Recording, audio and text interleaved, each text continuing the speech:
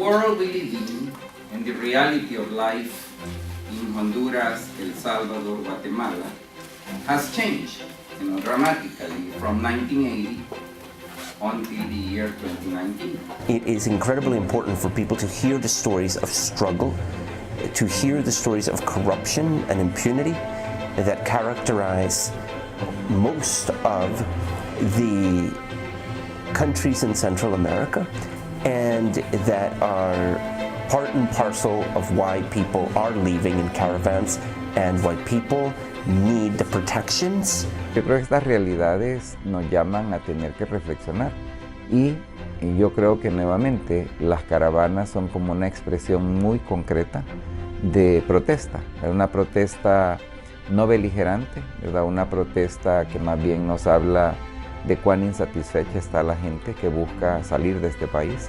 We are undocumented, yet we're not afraid to say it. We want to take our story, our struggle, our convictions, and our passion 1,500 miles all the way to DC. We are aware of the risk, but our future is already at risk because our present is unbearable. The alarm is going off. Put on your shoes and come walk with us. We're going to get to DC. You have to do something. No more talk. Now it's time to act. This October, CNN will take an unprecedented look at the story of Latinos in America. We have so many stories to tell.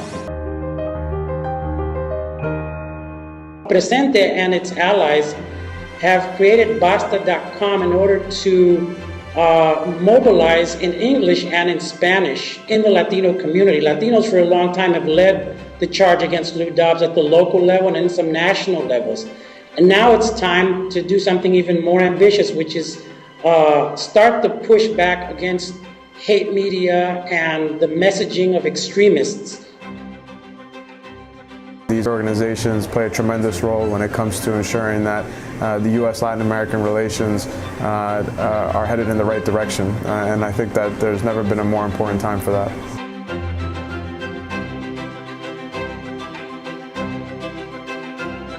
What I really love about Alianza Americas is that it is the first organization that I have come across that really empowers immigrants to inform policy, both at the national level but also transnationally.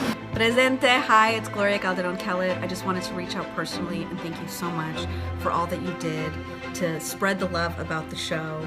But thank you for being the real leaders in this fight. Everything that you guys are doing, what you're building, that work is really helping to portray Latinos in a positive light and is really building lasting and meaningful change. So thank you for all of your work. Hello everyone, I am Fabiana and I am one of the co-founders of Presente, and today I am very excited to wish Presente a happy 10-year anniversary. You know, back in 2009, much of the organizing I had done was at the local level in my hometown of Oakland, California, and joining Presente for me was a very transformational moment in my own activism, because I was able to, for the first time, really think about the impact that we could have at the national level. Through the years, we've built connections, we've organized campaigns, we've led delegations, and these have happened throughout the country and the region, and they've happened on issues from climate change, to labor, to anti-racism, to gender justice, to economic equity, and much, much more. So Presente for me has been an eye-opener, not only into the organizer world, which I wasn't familiar with, like at all, but most important, on the importance, or actually the importance of innovating. Para mí es un honor ser un parte de ver esta evolución que ha sucedido con ustedes y ver el gran trabajo que hacen por los inmigrantes. Te quiero, Alianza Americas. With Alianza Americas, we will continue to struggle for justice, dignity, and respect. We have also proudly been part of the struggle to try to get the country to understand that immigrants are an absolute blessing for the nation. People united will never be defeated. I believe that we will win. And we're going to change the narrative around young, undocumented migrants in this country. Stay angry at the abuse of our families and order.